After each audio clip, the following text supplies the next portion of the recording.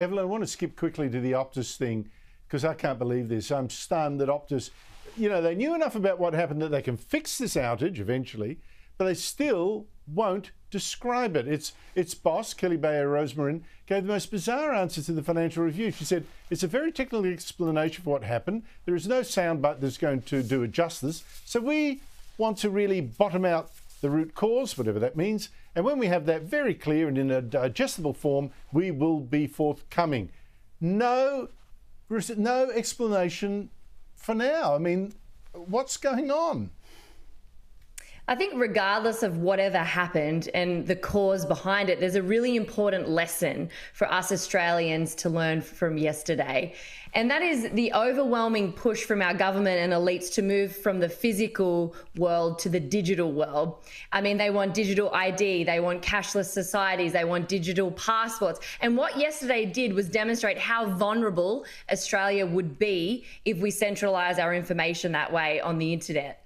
I mean, completely dependent on technology when we can't even understand it. It's unpredictable. It's catastrophic. I mean, what's going to happen when it fails? I mean, we lost toilet paper during COVID and there were stabbings down in Western Sydney. So I can't imagine if we went 12 hours full, without any of this digital information and how we would survive. So I think there's a good lesson to be learnt from it, regardless of whatever the cause was.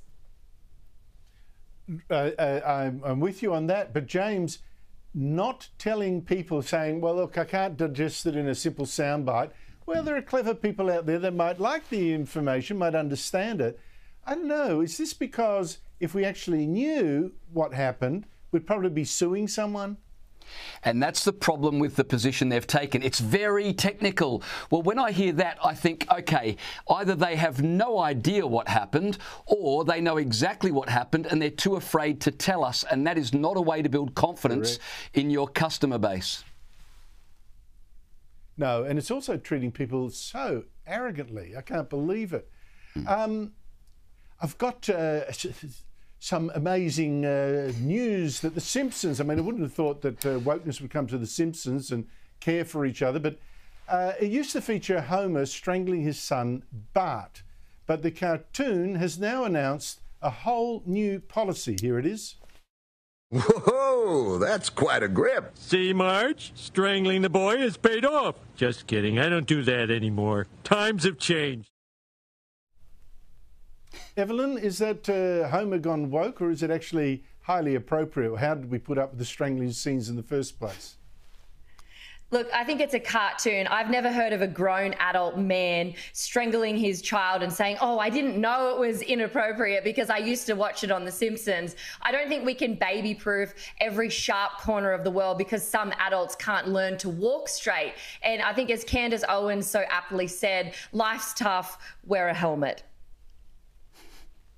James, what do you make of it?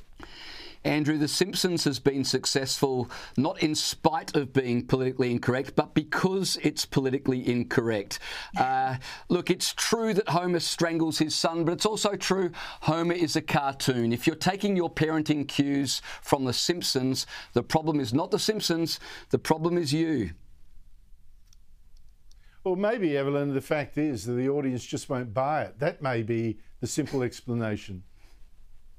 It very well could be, but I actually like these politically incorrect shows, and the more they stay politically incorrect and make people on the left uncomfortable, the more I'm happy with it. So I'm a little sad to see them wave in certain ways. Well, there's a little bit of that in me too. Someone says don't, and I say I will. So I don't know. Yes, it's perhaps not actually a very good lesson. Evelyn Ray, James McPherson, thank you both so much for your time.